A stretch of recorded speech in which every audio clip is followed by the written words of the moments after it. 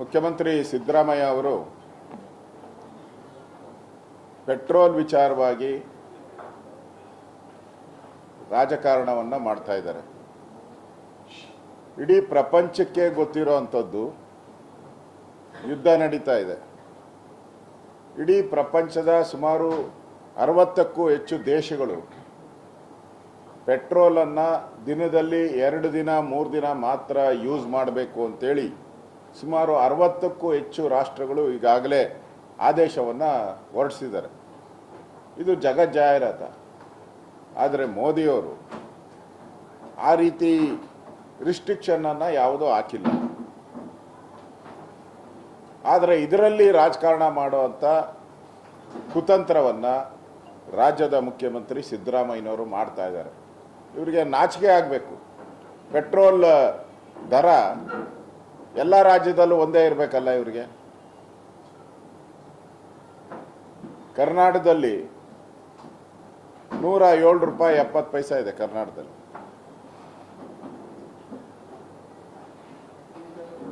Delhi capital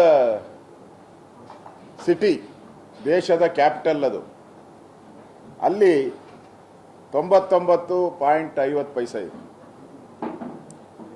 ಅಂದರೆ ದೇಶದ ಕ್ಯಾಪಿಟಲ್ಗಿಂತ ಕರ್ನಾಟಕದ ಪೆಟ್ರೋಲ್ ಡೀಸೆಲ್ ರೇಟು ಜಾಸ್ತಿ. ಯಾರಿಂದ?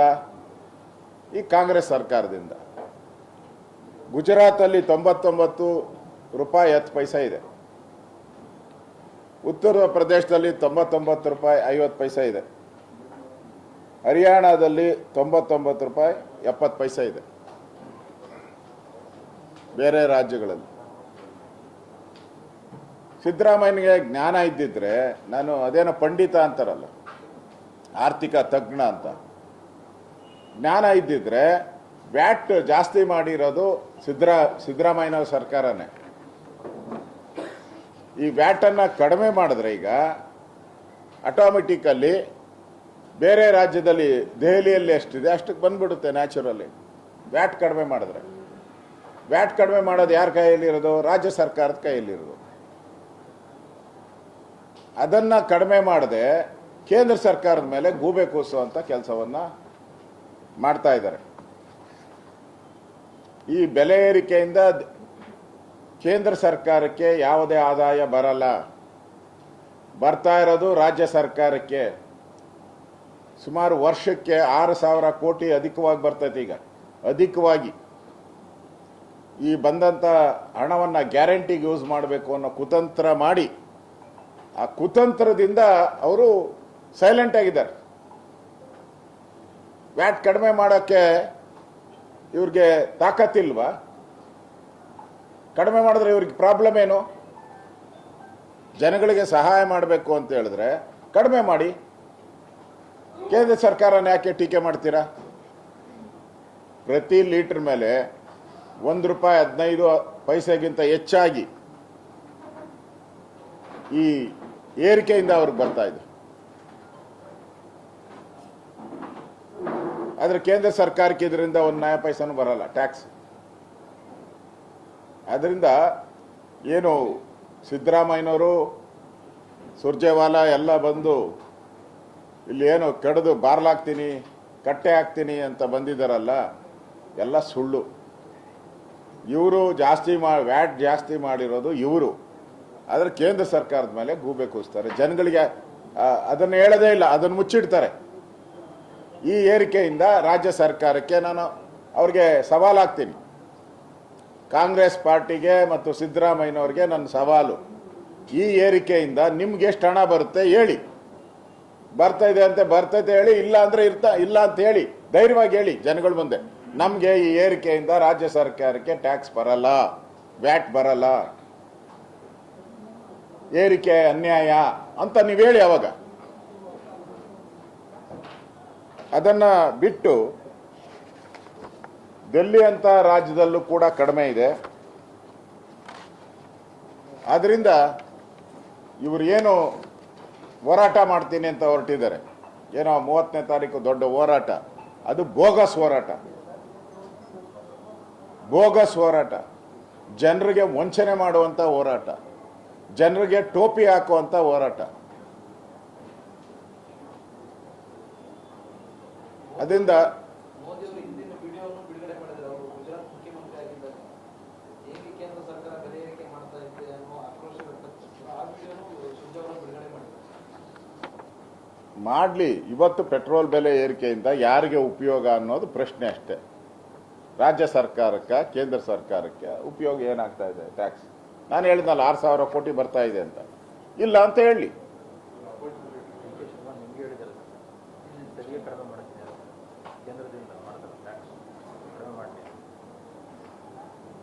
ತೆರಿಗೆ ಯಾವುದಿದೆ? ಒಂದು ವ್ಯಾಟ್ ಜಾಸ್ತಿ ಮಾಡಿರೋದು ಅವರು. ಈಗ ಏರಿಕೆಯಿಂದ ಅವ್ರಿಗೆ ಲಾಭ ಬರ್ತಾ ಇರೋದು ಅವ್ರಿಗೆ. ಕೇಂದ್ರ ಸರ್ಕಾರಕ್ಕೆ ಏನೇನು ಬರ್ತಾ ಇದೆಯಾ? ಕಂಪ್ನಿ ಲಾಸ್ ಏನಾಗ್ತಾ ಇತ್ತು ಅದನ್ನ ಕಡಿಮೆ ಮಾಡ್ಕೊಳೋಕೆ ಅವರು ಏರಿಕೆಯನ್ನ ಮಾಡಿದ್ದಾರೆ ಕಂಪನಿಗಳು. ಅದನ್ನ ಬಿಟ್ರೆ ಕೇಂದ್ರ ಸರ್ಕಾರಕ್ಕೆ ಇದಕ್ಕೆ ಯಾವುದೇ ತೆರಿಗೆಯನ್ನ ಬರಲ್ಲ. ಇನ್ನೊಂದು ಭಟ್ಕಳ ಮೊನ್ನೆ ಏನು ಕ್ಯಾಬಿನೆಟ್ ಅಲ್ಲಿ ಈ ಪೊಲೀಸರ ಮೇಲೆ ಹಲ್ಲೆ, ಪೊಲೀಸರನ್ನ ಕಾರುಗಳನ್ನ ಜಖಂ, ಪೊಲೀಸ್ ಸ್ಟೇಷನ್ಗೆ ನುಗ್ಗುವಂಥದ್ದು, ಹಿಂದೂಗಳ ಮೇಲೆ ಹಲ್ಲೆ ಮಾಡುವಂಥ ಒಂದು ಕೆಲಸ ಏನು ಮಾಡಿದ್ರು, ಆ ಕೇಸನ್ನು, ಕ್ರಿಮಿನಲ್ ಕೇಸನ್ನು ವಾಪಸ್ ತೆಗೆದಿದೆ. ವಾಪಸ್ ತೆಗಿತಾ ಇದ್ದಂಗೆ ಭಟ್ಕಳದಲ್ಲಿ ಗಲಭೆ ಶುರುವಾಗಿದೆ. ಮತ್ತೆ ಮುಸ್ಲಿಂ ಮತಾಂಧ ವ್ಯಕ್ತಿಗಳು ಇವತ್ತು ಅಲ್ಲಿ ದೇವಸ್ಥಾನದ ಕಟ್ಟೆ ಏನಿತ್ತು, ನ್ಯಾಷನಲ್ ಹೈವೇ ಬಂದಿದ್ದರಿಂದ ಹೈವೇ ಅಥಾರಿಟಿ, ರಾಜ್ಯ ಸರ್ಕಾರ, ಜಿಲ್ಲಾಧಿಕಾರಿಗಳು ಆ ಕಟ್ಟೆಯನ್ನು ಶಿಫ್ಟ್ ಮಾಡಿ ಪಕ್ಕದಲ್ಲಿ ಶಿಫ್ಟ್ ಮಾಡಿದ್ರು. ಅವಕಾಶ ಮಾಡಿಕೊಟ್ರು. ಮಾಡಿದ್ದು ಜಿಲ್ಲಾಡಳಿತನೇ. ಆದರೆ ಈಗ ಏಕಾಏಕಿ ಅಲ್ಲಿನ ಮುಸ್ಲಿಂ ಒಂದು ರೀತಿ ಭಯೋತ್ಪಾದಕರು ಅವರೆಲ್ಲ. ಈ ಕುಕ್ಕರ್ ಬ್ರದರ್ಸ್ ಇದ್ರಲ್ಲ, ಆ ಕುಕ್ಕರ್ ಬ್ರದರ್ಸ್ನ ಸಂತತಿ ಅದು. ಆ ಕುಕ್ಕರ್ ಬ್ರದರ್ಸ್ನ ಸಂತತಿ ಇವತ್ತು ಆ ಕಟ್ಟೆಯನ್ನು ಒಡೆದಾಕುವಂಥ ಕೆಲಸವನ್ನು ಮಾಡಿದ್ದಾರೆ. ಏಕಾಏಕಿ ನುಗ್ಗಿದ್ದಾರೆ. ಆದರೆ ಪೊಲೀಸರು ಕೈ ಕಟ್ಕೊಂಡು ಕೂತಿದ್ದಾರೆ. ಏನು ಕ್ರಮ ಇಲ್ಲ. ಯಾರನ್ನೂ ಅರೆಸ್ಟ್ ಮಾಡಿಲ್ಲ. ಯಾರ ಮೇಲೂ ಕೇಸ್ ದಾಖಲು ಮಾಡಿಲ್ಲ. ಅಂದರೆ ಇವರು ಅವ್ರಿಗೆಲ್ಲ ಏನು ಅನಿಸಿದೆ ಅಂತ ಹೇಳಿದ್ರೆ, ನಾವು ಸಿದ್ದರಾಮಯ್ಯ ಇರೋವರೆಗೂ, ಟೋಪಿ ಹಾಕ್ಕೊಂಡಿರೋ ರಾಮಯ್ಯ ಇರೋವರೆಗೂ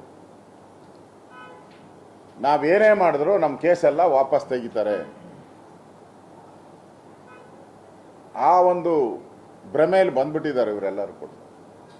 ಅದರಿಂದ ಈ ಅನಾಹುತ ಆಗ್ತಾ ಇದೆ. ನೀವೆಷ್ಟು ಕೇಸ್ಗಳು ತೆಗಿತೀರೋ ಇನ್ನಷ್ಟು ರಾಜ್ಯದಲ್ಲಿ ಗಲಭೆಗಳು ಶುರುವಾಗ್ತೈತೆ. ಇವತ್ತು ಕರ್ನಾಟಕದ ಕಾನೂನು ಸುವ್ಯವಸ್ಥೆ ಸಂಪೂರ್ಣ ಹಾಳಾಗುವಂಥದ್ದಕ್ಕೆ ನೇರವಾಗಿ ಈ ಕಾಂಗ್ರೆಸ್ ಸರ್ಕಾರನೇ ಕಾರಣ. ಇವರ ವೋಟ್ ಬ್ಯಾಂಕ್ ಪಾಲಿಟಿಕ್ಸ್ಗೋಸ್ಕರ, ತುಷ್ಟೀಕರಣ ರಾಜಕಾರಣಕ್ಕೋಸ್ಕರ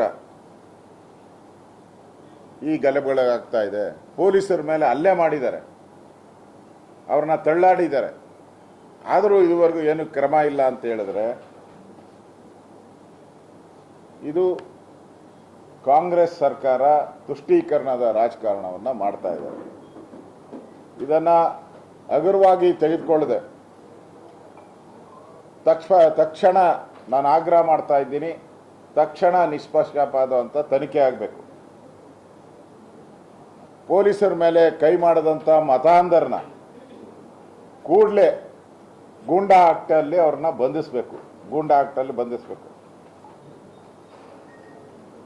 ಇದರ ನೈತಿಕ ಹೊಣೆಯನ್ನು, ಈ ಕಾನೂನು ಸುವ್ಯವಸ್ಥೆ ನೈತಿಕ ಹೊಣೆಯನ್ನು ಒತ್ಕೊಂಡು ಗೃಹ ಸಚಿವರು ರಾಜೀನಾಮೆ ಕೊಡಬೇಕು ಅಂತ ಆಗ್ರಹವನ್ನು ಮಾಡ್ತಾ ಇದ್ದೀನಿ.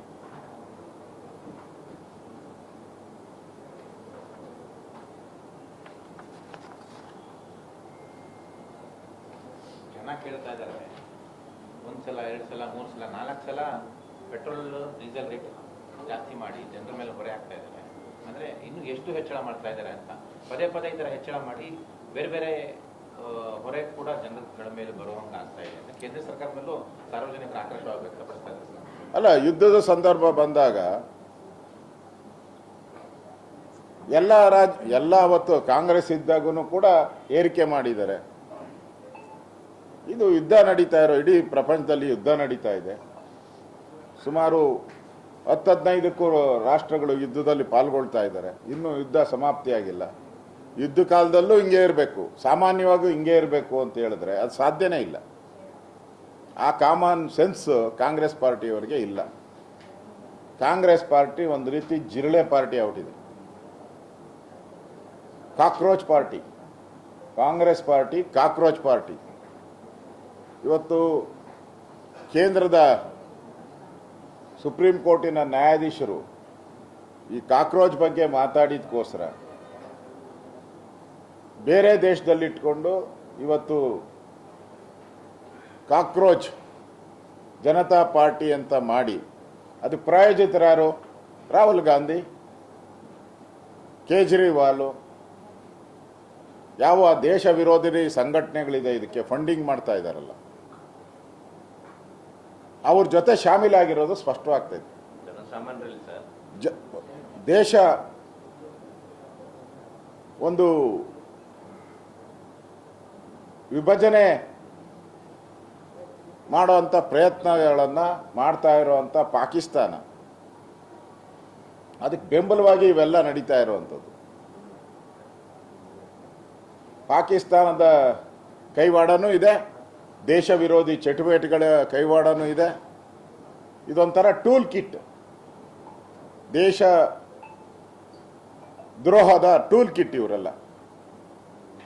ಅದಕ್ಕೆ ಯಾರ್ಯಾರು ಕಾಮೆಂಟ್ ಮಾಡ್ತಾ ಇದ್ದಾರೆ ಅವರೆಲ್ಲ ಕಾಂಗ್ರೆಸ್ ಅವರು, ಆಮ್ ಆದ್ಮಿಯವರು ಪಕ್ಕ.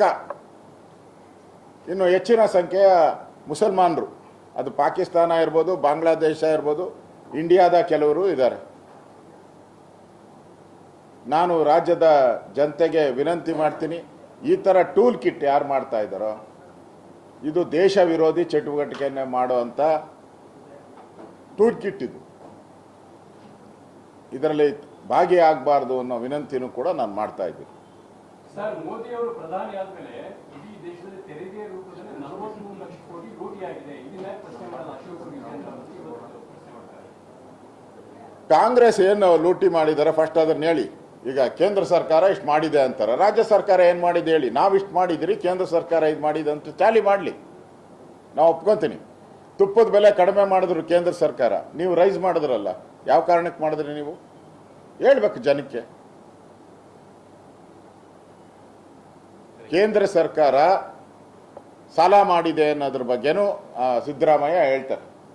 ಆದರೆ ಕೇಂದ್ರ ಸರ್ಕಾರ ಸಾಲ ಮಾಡಿರೋ ಹಣ ಪೂರ್ತಿಯಾಗಿ 90% ಅಭಿವೃದ್ಧಿಗೆ ಯೂಸ್ ಮಾಡಿದ್ದಾರೆ.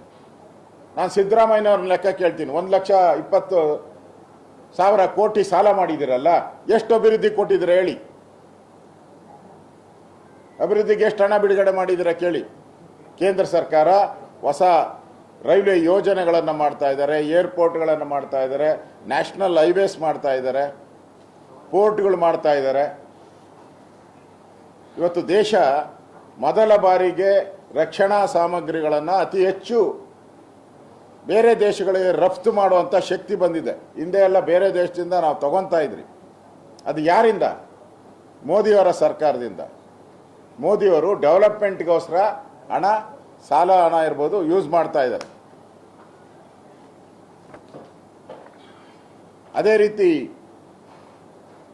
ನಿರ್ಮಲಾ ಸೀತಾರಾಮನ್ ಅವರು ಮೊನ್ನೆ 49 ವಸ್ತುಗಳ ಮೇಲೆ GSTನ ಕಡಿಮೆ ಮಾಡಿದ್ರು. GSTನ ಕಡಿಮೆ ಮಾಡಿದ್ರು 49 ವಸ್ತುಗಳ ಮೇಲೆ. ಕಾಂಗ್ರೆಸ್ ಅವರು ಕಾಯ್ತಾ ಇದ್ದಾರೆ, ಅದನ್ನು ಯಾವ್ದಾವ್ದು ಕಡಿಮೆ ಮಾಡಿದ್ದಾರೆ ಅದನ್ನು ಏರಿಕೆ ಮಾಡೋಕ್ಕೆ ಕರ್ನಾಟಕದಲ್ಲಿ ಕಾಯ್ತಾ ಇದ್ದಾರೆ.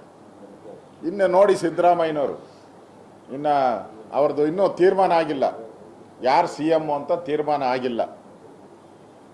ಸಿದ್ದರಾಮಯ್ಯನೇ ಕಂಟಿನ್ಯೂ ಅಂತ ಹೇಳಿದ್ರೆ ಇನ್ನು ಒಂದು 50-60 ಸಾವಿರ ಕೋಟಿ ತೆರಿಗೆಗಳನ್ನು ಆಗಕ್ಕೆ ಆಗಲೇ ಫೈನಾನ್ಸ್ ಡಿಪಾರ್ಟ್ಮೆಂಟವರು ಚಾಪ್ಟರ್ ವೈಸ್ ಇಟ್ಕೊಂಬಿಟ್ಟಿದ್ದಾರೆ. KGF ಚಾಪ್ಟರ್ 1, KGF 2, 3, 4 ಹಂಗೆ ಇಟ್ಕೊಂಡಿದ್ದಾರೆ. ಎಲ್ಲ ತೆರಿಗೆ ಕಡೆ ಇನ್ನೂ ತೀರ್ಮಾನ ಆಗಿಲ್ಲ. ಅದಕ್ಕೆ ಅಲ್ಲ 60,000 ಕೋಟಿ ಈ ವರ್ಷ ಹೊಸ ತೆರಿಗೆ ಹಾಕೋಕ್ಕೆ ತಯಾರು ಮಾಡಿದ್ರು. ಸ್ಟ್ಯಾಂಪ್ ಡ್ಯೂಟಿದು ಮಾಡ್ತಾ ಇದ್ದಾರೆ, ಪೆಟ್ರೋಲ್ದು ಮಾಡ್ತಾ ಇದ್ದಾರೆ. ಆಲ್ಕೋಹಾಲ್ದಂತೂ ನೀವು ಕಿಕ್ ಹೆಂಗೆ ಬರ್ತೈತೆ ಅದ್ರ ಮೇಲೆ ಟ್ಯಾಕ್ಸು ಮನುಷ್ಯನ್ನೇ ಅಳಿತಾರೆ. ಮನುಷ್ಯನ ಇಟ್ಕೊಂಡು ಎಷ್ಟು ಕಿಕ್ ಆಗಿದೆ ಅಷ್ಟು ಟ್ಯಾಕ್ಸ್ ಅವನ ಮೇಲೆ. ಮೊದಲೆಲ್ಲ ಕಸದ ತೆರಿಗೆ ಮನೆಗಿಷ್ಟು ಕಸದ ತೆರಿಗೆ ಅಂತ ಹಾಕ್ತಾಯಿದ್ರು. ಈಗ ಮನೆಗೆ ಎಷ್ಟು ಕೆ ಜಿ ಕಸ ಆಚೆ ಬರ್ತೈತೋ ಅದ್ರ ಮೇಲೆ ತೆರಿಗೆ. ಈಗ ಇದು ಸಿದ್ದರಾಮಯ್ಯನವರ ಟ್ಯಾಕ್ಸಿನ ಅವತಾರ. ಇದು ಡೆಲ್ಲಿ ಕರೆದವರು ಸರ್, ಸಿದ್ದರಾಮಯ್ಯವ್ರಿಗೆ ಡೆಲ್ಲಿ ಪುಲಾವ್ ಬಂದಿದೆ, ಅದನ್ನೇ ಕಾಯ್ತಾ ಇದ್ರು. ಡಿ ಕೆ ಶಿ ಅವರು ಬಂದಿಲ್ಲ, ಸಿಎಂ ಹಿಂದಿನ ಭವಿಷ್ಯ ಸಿದ್ದರಾಮಯ್ಯನವರು ಕರೆದಿರೋದು ಸಿದ್ದರಾಮಯ್ಯನವರು ಒಬ್ಬರನ್ನೇ. ಆದರೆ ತಂತ್ರಗಾರಿಕೆ ಇರ್ತಕ್ಕಂಥ ಸಿದ್ದರಾಮಯ್ಯ ಒಬ್ಬರೇ ಓದ್ತಾ ಇಲ್ಲ. ಅವರ ಪಟಾಲಂ ಜಾರ್ಜ್ ಅವರು, ಪರಮೇಶ್ವರ್ ಅವರು, ಮಾದೇವಪ್ಪ, ಆಮೇಲೆ ಜಾರಕಿಹೊಳಿ, ಬೈರತಿ ಪರ್ಮನೆಂಟ್ ಗಿರಾಕಿ, ಪರ್ಮನೆಂಟು, ಇವರೆಲ್ಲ ಗ್ಯಾಂಗ್ ಮಾಡ್ಕೊಂಡು ಓದ್ತಾ ಇದ್ದಾರೆ. ಪಾಪ ಅದೇನೋ ಡಿ ಕೆ ಶಿವಕುಮಾರ್ ಇವತ್ತು ಹೇಳಿದ್ರಂತೆ, ನಾನೇನೋ ಬೆವರು ಸುರಿಸಿ ಕಾಂಗ್ರೆಸ್ ಪಾರ್ಟಿಯನ್ನು ಅಧಿಕಾರಕ್ಕೆ ತಂದೆ, ಅದಕ್ಕೆ ಬೆವರು ಸುರಿಸಿದ್ಕೆ ನಿನ್ನ ಕೈಗೆ ಚಿಪ್ ಕೊಟ್ಟಿರೋದು. ಅವು ಭವಿಷ್ಯ ನುಡಿದಿದ್ದಂತೆ ಮನುಷ್ಯ. 136 ಸೀಟು ಬಂದೇ ಬರ್ತೈತೆ ಅಂತ ಭವಿಷ್ಯ ನುಡಿದ್ಬಿಟ್ಟಿದ್ದಂತೆ. ಸ್ವತಃ ನಿನ್ನ ಭವಿಷ್ಯನೇ ನುಡಿಯೋಕ್ಕಾಗಲ್ಲ ನೀನು, ಇನ್ನು ರಾಜ್ಯದ ಭವಿಷ್ಯ ನುಡಿಯೋಕ್ಕೆ ನಂಬ್ತಾರೆ ಯಾರಾದರೂ? ನಿನ್ನ ಭವಿಷ್ಯನೇ ನಿನ್ನ ನುಡಿಯೋಕ್ಕಾಗ್ತಾ ಇಲ್ಲ. ಹೇಳ್ತಾನೆ ಇದ್ದೀಯ ನವಂಬರಿಂದ ನಾಳೆ ತಗೊಂತೀನಿ, ನಾಡ್ದು ತಗೊಂತೀನಿ, ಫ್ಲೆಕ್ಸ್ ರೆಡಿ ಮಾಡ್ಕೊಳ್ರಿ, ಬ್ಯಾನರ್ ರೆಡಿ ಮಾಡ್ಕೊಳ್ಳಿ. ಬಂದೇ ಬಿಡ್ತು. ಕಾಲ ತೀರ್ಮಾನ ಮಾಡ್ತೈತೆ, ಅಜ್ಜಯ್ಯ ತೀರ್ಮಾನ ಮಾಡ್ತಾನೆ, ತಿರುಪತಿ ವೆಂಕಟರಮಣ ತೀರ್ಮಾನ ಮಾಡ್ತಾನೆ. ನೀವು ಸ್ವಲ್ಪ ಆಶೀರ್ವಾದ ಹೇಳಿದ್ರಿ ಚೇಂಜ್ ಆಗತ್ತೆ ಅಂತ ಹೇಳಿ. ಆಮೇಲೆ ಏನು ಕೊಟ್ಟಿಲ್ಲ ಅಂದ್ರೆ ಒದ್ಬಿಟ್ಟು ಕಿತ್ಕೊಂತೀನಿ ಅಂತ ಅವ್ರೆ. ನೀವು ಒದ್ದು ಕಿತ್ಕೊಂಡಿಲ್ಲ. ಯಾ ಅಜ್ಜಯ್ಯನೂ ಇನ್ನು ವರ ಕೊಟ್ಟಿಲ್ಲ, ತಿರುಪತಿ ವೆಂಕಟರಮಣ ಸ್ವಾಮಿ ಅಂತೂ ಗೋವಿಂದ ಅಂದ್ಬಿಟ್ಟವ್ರು. ಫಸ್ಟು ನಿನ್ನ ಭವಿಷ್ಯ ಹೇಳಿದ್ದಲ್ಲ 136 ಏನೋ, ಅದನ್ನೇ ಎಲ್ಲರೂ ಹೇಳಿರ್ತಾರೆ. ಈಗ ಮೊನ್ನೆ 5 ರಾಜ್ಯಗಳ ಚುನಾವಣೆ ಆದಾಗ ಎಲ್ಲ ಒಂದೊಂದು ಸರ್ವೆಗಳು ಎಲ್ಲ ಒಂದೊಂದು ಹೇಳಿದರು. ಆದರೆ ಯಾವುದೋ ಒಂದು ನಿಜ ಆಗೇ ಬೇಕಲ್ಲ. ಅಲ್ಲ, ಈಗ ಮೊನ್ನೆ ಸರ್ವೆಗಳಲ್ಲಿ ಎಲ್ಲರೂ ಒಂದೊಂದು ಹೇಳಿದರು. ತಮಿಳ್ನಾಡಲ್ಲಿ DMK ಬರ್ತೈತೆ ಅಂತ ಹೇಳಿದರು, ಇನ್ನು ಕೆಲವು ಅಣ್ಣಾ DMK ಬರ್ತೈತೆ ಅಂದರು, ವಿಜಯನ್ ಬರ್ತೈತೆ ಅಂತ ಹೇಳಿದರು.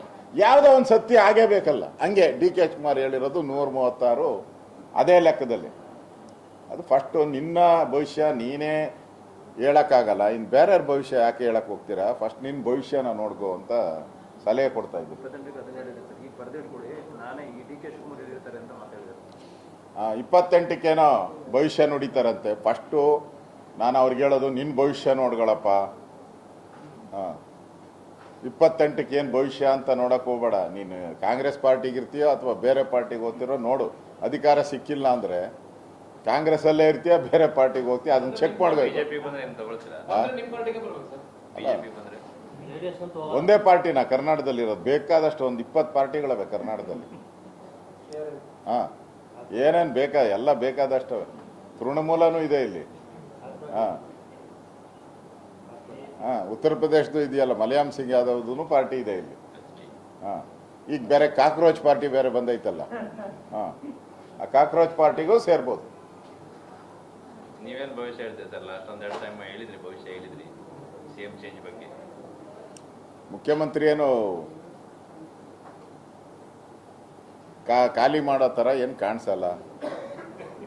ಖಾಲಿ ಮಾಡೋ ಥರ ಇಲ್ಲ. ಅವರು ಖಾಲಿ ತಟ್ಟೆನ ಡಿ ಕೆ ಶಿವಕುಮಾರ್ಗೆ ಕೊಡೋ ಥರ ಕಾಣಿಸ್ತಾ ಇದೆ. ಓಕೆ, SIR ಪಟ್ಟಂತೆ 3 ಪಕ್ಷಗಳಲ್ಲೂ ಕೂಡ ಇದಾಗ್ತಾ ಇದೆ. ಕಾಂಗ್ರೆಸ್ ವಿರೋಧ ಮಾಡ್ತಿತ್ತು, ಈಗ ಆಯ್ತು ನಾವು ತಯಾರಿ ಇದ್ದೀವಿ ಅನ್ನೋಂಥ ಮಾತನ್ನ ಹೇಳ್ತಿದ್ದಾರೆ. SIR ಮಾಡ್ತಾ ಇರೋದು ಇದು ನ್ಯಾಚುರಲ್ ಪ್ರೋಸೆಸ್. ಇದು ಯಾರು ವಿದೇಶದವರಿದ್ದಾರೆ, ಈಗಾಗಲೇ 2 ಕೋಟಿಗೂ ಹೆಚ್ಚು ಜನ ವಿದೇಶಿಯರು ಭಾರತದಲ್ಲಿದ್ದಾರೆ. ಅದರಲ್ಲಿ ಬಾಂಗ್ಲಾದೇಶಿಯರೇ 90%ಗೂ ಹೆಚ್ಚು ಬಾಂಗ್ಲಾದೇಶದವರೇ ಇದ್ದಾರೆ.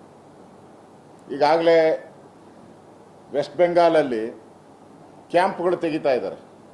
ಜಿಲ್ಲೆಗೆ 1 ಕ್ಯಾಂಪ್ಗಳು. ಈ ಬಾಂಗ್ಲಾದೇಶದವ್ರು ಯಾರ್ಯಾರು ಇದ್ದಾರೋ ಅವ್ರನ್ನೆಲ್ಲ ಕ್ಯಾಂಪಿಗೆ ತಂದು ಹಾಕಿ ಅಲ್ಲಿಂದ ಅವ್ರನ್ನ ವಾಪಸ್ ಅವ್ರ ಊರುಗಳಿಗೆ ಕಳಿಸೋವಂಥದ್ದಕ್ಕೆ. ಅಲ್ಲಿರೋ ಮುಸಲ್ಮಾನರೇ ಸಪೋರ್ಟ್ ಮಾಡ್ತಾ ಇದ್ದಾರೆ ಇದಕ್ಕೆ. ಇವರೆಲ್ಲ ಬಂದ್ಬಿಟ್ಟು ನಮ್ಮ ಜಾಬ್ನೆಲ್ಲ ಕಿತ್ಕೊಂಬಿಟ್ರು, ನಮ್ಮ ಆ ಅಧಿಕಾರನ ಕಿತ್ಕೊತಾ ಇದ್ದಾರೆ ಅಂತೇಳಿ ಅಲ್ಲಿರೋ ಮುಸಲ್ಮಾನರೇ ಇವ್ರನ್ನ ಒದ್ದೋಡಿಸ್ತಾ ಇದ್ದಾರೆ. ಆದರೆ ಕರ್ನಾಟಕದ ಕಾಂಗ್ರೆಸ್ ಅವ್ರಿಗೆ ಆ ಬುದ್ಧಿ ಇನ್ನೂ ಬಂದಿಲ್ಲ.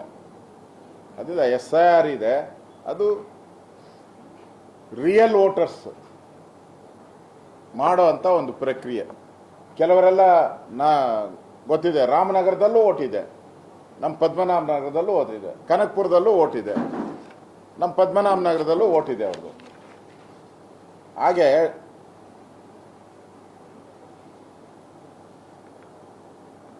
ಗೃಹಲಕ್ಷ್ಮಿ, ಗೃಹಜ್ಯೋತಿ ಗ್ಯಾರಂಟಿ ಯೋಜನೆಗಳನ್ನ ಪರಿಷ್ಕರಣೆ ಮಾಡೋದಕ್ಕೆ ಸರ್ಕಾರ ಈಗ ಗಂಭೀರವಾಗಿ ಚಿಂತನೆ ಮಾಡ್ತಾ ಇದೆ.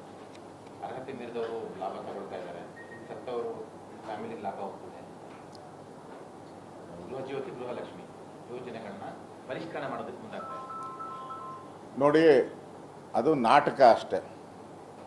ಕಳ್ನಾಟಕ ಅಂತಾರಲ್ಲ, ನಾಟಕ ಬೇರೆ ಕಳ್ನಾಟಕ ಬೇರೆ. ಇವ್ರು ಕಳ್ನಾಟಕ ಆಡ್ತಾರೆ. ಅದು ನಿರಂತರ ಪ್ರಕ್ರಿಯೆ. ಅದು ಸ್ವಾತಂತ್ರ್ಯ ಬಂದಾಗಿಂದನೂ ಕೂಡ 75 ವರ್ಷದಲ್ಲಿ ಸತ್ತೋರ್ನೆಲ್ಲ ತೆಗೆಯೋದು ನಿರಂತರ. ಪ್ರತಿ ತಿಂಗಳು ಪ್ರತಿದಿನ ತೆಗಿತಾನೆ ಇರ್ತಾರೆ ಸತ್ತೋರು ಯಾರಿದೆ. ಅದಕ್ಕೇನು ಅಭಿಯಾನ ಏನು ಯಾರು ಮಾಡಿಲ್ಲ.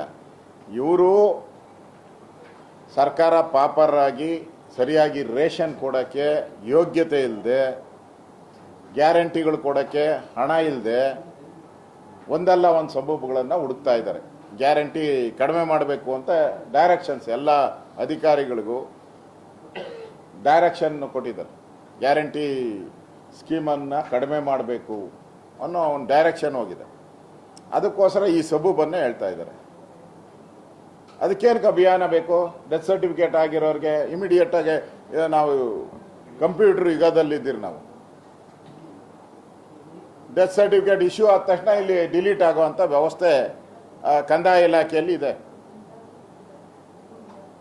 ಅದಕ್ಕೇನು ಸಪ್ರೇಟ್ ಅಭಿಯಾನ ಏನಕ್ಕೆ ಬೇಕಾಗಿದೆ? ಅದಲ್ಲ, ನಿಮಗೆ ಕಾಲಕ್ಕೆ ಹಣ ಬಿಡುಗಡೆ ಮಾಡೋಕ್ಕೆ ಫೈನಾನ್ಸ್ ಡಿಪಾರ್ಟ್ಮೆಂಟ್ಗೆ ಸಾಧ್ಯ ಆಗ್ತಾ ಇಲ್ಲ. ಆ ಹಣದ ಕೊರತೆಯನ್ನು ನೀಗ್ಸೋಕ್ಕೋಸ್ಕರ ಈಗ ಯಾವ ಇದು ಮಹಿಳೆಯರಿಗೆ 2,000 ಕೊಡ್ತಾ ಇದ್ರಲ್ಲ, ಅದು 5,000 ಕೋಟಿ ಪೆಂಡಿಂಗ್ ಹಾಕಿದೆ. ಹಣ ಇಲ್ದಿರೋ ಪೆಂಡಿಂಗ್ ಇರೋದು. ಗೃಹಲಕ್ಷ್ಮಿ 700 ಕೋಟಿ ರೂಪಾಯಿ ಹಣ ಆಹಾರ ಇಲಾಖೆದು ಒಂದು ತಿಂಗಳು ಕಟ್ ಮಾಡಿದ್ದಾರೆ. ಯಾಕೆ ಅಂದರೆ ಹಣ ಇಲ್ಲ, ಆ ತಿಂಗಳ ಹಣ ಇಲ್ಲ. ಅದಕ್ಕೆ ಹಣ ಇಲ್ಲದೆ ಇವತ್ತು ರಾಜ್ಯ ಸರ್ಕಾರ ಎಲ್ಲದ್ರ ಮೇಲೂ ಕಟ್ ಮಾಡ್ತಾ ಇದ್ದಾರೆ. ಇವತ್ತು ಇವರು ಸಾರಿಗೆ ಇಲಾಖೆ ಸ್ಟ್ರೈಕು, ಹಣ ಇಲ್ಲ, ಯಾರೋ ಥರ್ಡ್ ಪಾರ್ಟಿ ಮುಖಾಂತರ ಕೋರ್ಟ್ಗೆ ಹಾಕ್ಬಿಟ್ಟು ಅದಕ್ಕೆ ಸ್ಟೇ ತಗೊಂಡಿದ್ದಾರೆ. ಎಲ್ಲ ಇದೊಂದು ಕರ್ನಾಟಕದ ಕಂಪನಿ ಈ ಕಾಂಗ್ರೆಸ್ ಸರ್ಕಾರ. ಮತ್ತು DK ಶಿವಕುಮಾರ್ ಅವರು ಹೇಳಿದ್ದಾರೆ, ಕೇಂದ್ರದ ಅಕ್ಕಿ ಕೊಡ್ತಾ ಇರೋದು ಬರ್ತಾ ಇಲ್ಲ ಕೇಂದ್ರದಿಂದ ಅಂತ. ನಾನೀಗಾಗಲೇ ಕೇಂದ್ರದ ಸಚಿವರಿಗೆ ಫೋನ್ ಮಾಡಿದ್ದೆ. ನಾನು ಇದುವರೆಗೂ ಮೇ ಜೂನ್ವರೆಗೂ ಕೂಡ ರಾಜ್ಯದ ಏನು ಕೋಟಾ ಇತ್ತು ಅಷ್ಟು ಅಕ್ಕಿಯನ್ನು ಕಳಿಸಿದ್ದಾರೆ. ಪೆಂಡಿಂಗ್ ಇಲ್ಲ, ಯಾವತ್ತೂ ಪೆಂಡಿಂಗ್ ಇಲ್ಲ.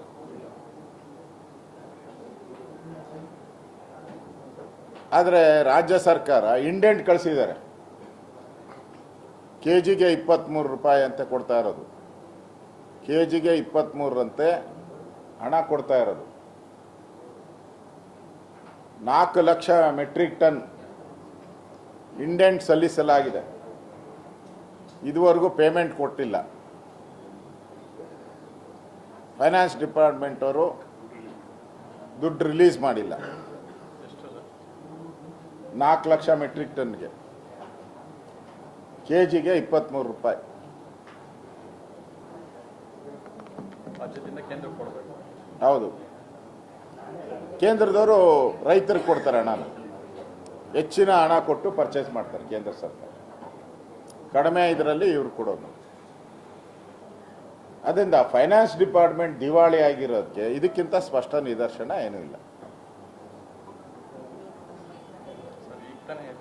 ಕಸದ್ದು ವಿಚಾರವಾಗಿ ಇಮಿಡಿಯೇಟ್ ಇವ್ರು ಯಾವಾಗ ಪೇಮೆಂಟ್ ಮಾಡ್ತಾರೋ ಇಮಿಡಿಯೇಟಾಗಿ ಅವಾಗ ಅಕ್ಕಿ ಬರ್ತದೆ. ಸರ್ ಕಸದ ಬಗ್ಗೆ ಹೇಳ್ತಿದ್ದಾರೆ. ಮೈಸೂರಲ್ಲೂ ಕೂಡ ಅದೇ ರೀತಿಯಲ್ಲಿ ಪಾಲಿಕೆಗಳ ಕಸನ ತಗೊಂಡೋಗಿ ಎಲ್ಲಂದ್ರಲ್ಲಿ ಡಂಪ್ ಮಾಡ್ತಾ ಇದ್ದಾರೆ ಅಂತ, ಚಾಮುಂಡಿ ಬೆಟ್ಟ ತಪ್ಪಲಲ್ಲೆಲ್ಲ ಸುರಿತಾ ಇದ್ದಾರೆ ಅಂತ ಆರೋಪ ಇದೆ. ಸರ್ಕಾರ ಏನು ಮಾಡ್ತಾ ಇದೆ? ಸರ್ಕಾರ ಕಳೆದ 4-5 ತಿಂಗಳಿಂದ ಅವ್ರಿಗೆ ಹಣ ಬಿಡುಗಡೆ ಮಾಡ್ತಾ ಇಲ್ಲ. ಕಸ ವಿಲೇವಾರಿ ಮಾಡೋರಿಗೆ ಹಣ ಬಿಡುಗಡೆ ಮಾಡ್ತಾ ಇಲ್ಲ. ಮತ್ತು ಟೆಂಡರ್ ಕರೆದಿದ್ದಾರೆ. ಈಗ ಟೆಂಡರಲ್ಲಿ ಕೂಡ ಅವ್ಯವಹಾರ ಆಗಿದೆ. ಕಳೆದ ಬಾರಿ ಏನು ಟೆಂಡರ್ ಇತ್ತು ಅದಕ್ಕೂ ಈ ಟೆಂಡರ್ಗೂ 600 ಕೋಟಿ ಡಿಫ್ರೆನ್ಸ್ ಇದೆ. ಆ 600 ಕೋಟಿ ಡಿಫ್ರೆನ್ಸ್ ಇದೆ. ಅದು CM ಆಫೀಸಲ್ಲಿ ಫೈಲ್ ಹಂಗೆ ಪೆಂಡಿಂಗ್ ಇದೆ. ಈ ಗೊಂದಲದಿಂದ ಇಡೀ ಬೆಂಗಳೂರು, ಇಡೀ ಕರ್ನಾಟಕ ರಸ್ತೆಗಳು ಡಂಪಿಂಗ್ ಯಾರ್ಡ್ ಆಗಿದೆ. ಕರ್ನಾಟಕದ ಎಲ್ಲ ರಸ್ತೆಗಳು ಡಂಪಿಂಗ್ ಯಾರ್ಡ್. ಯಾಕಂದರೆ ಯಾರು ಕಸ ತಗೊಂಡೋಗಿ ಹಾಕಕ್ಕಾಗ್ತಾ ಇಲ್ಲ. ಡಂಪಿಂಗ್ ಯಾರ್ಡ್ಗಳೆಲ್ಲ ಸ್ಥಗಿತ ಆಗಿದೆ. ಅವ್ರಿಗೂ ಪೇಮೆಂಟ್ ಇಲ್ಲ. ಕಸ ತೆಗೆಯೋ ಲಾರಿಗೂ ಪೇಮೆಂಟ್ ಇಲ್ಲ. ಕಸ ಗುಡಿಸೋರ್ಗೂ ಪೇಮೆಂಟ್ ಇಲ್ಲ. ಒಟ್ಟಿನಲ್ಲಿ ಸರ್ಕಾರ ಇಡೀ ಫೈನಾನ್ಸ್ ಇಲಾಖೆಯ ತೊಳೆದು ಕಸ ಗುಡಿಸ್ಬಿಟ್ಟಿದ್ದಾರೆ. ಸಿದ್ದರಾಮಯ್ಯ, DK ಶಿವಕುಮಾರ್ ಇಬ್ಬರು ಸೇರ್ಕೊಂಡು ಇಡೀ ಫೈನಾನ್ಸ್ ಡಿಪಾರ್ಟ್ಮೆಂಟ್ನ ಕಸವನ್ನು ಗುಡಿಸ್ಬಿಟ್ಟಿದ್ದಾರೆ. ಕಸ ಅಲ್ಲ, ಗುಡಿಸ್ಬಿಟ್ಟಿದ್ದಾರೆ, ತೊಳೆದ್ಬಿಟ್ಟಿದ್ದಾರೆ ಅದನ್ನು. ಅದಕ್ಕೆ ಯಾವುದಕ್ಕೂ ಇಲ್ಲ. ಪೆನ್ಷನ್ಗೂ ದುಡ್ಡಿಲ್ಲ. 2-3 ತಿಂಗಳಿಂದ ಪೆನ್ಷನ್ ಕೊಟ್ಟಿಲ್ಲ. ಬಡವರಿಗೆ ಔಷಧಿಗೆ ತಗೊಳಕ್ಕೆ ಕೊಡ್ತಾ ಇದ್ದಂಥ ಪೆನ್ಷನ್, ಔಷಧಿ ಮಾತ್ರೆಗೆ ಕೊಡ್ತಾ ಇರೋ ಪೆನ್ಷನ್ಗೂ 3 ತಿಂಗಳಿಂದ ಹಣ ಇಲ್ಲ. ಒಟ್ಟಿನಲ್ಲಿ ದಿವಾಳಿಯ ಅಂಚಿಗೆ ಬಂದು ನಿಂತಿದೆ. ದಿವಾಳಿ ಆದಂಥ ಸರ್ಕಾರ, ದಿವಾಳಿ ಆದಂಥ ಸಿದ್ದರಾಮಯ್ಯನವರ ಸರ್ಕಾರ. ಧನ್ಯವಾದ.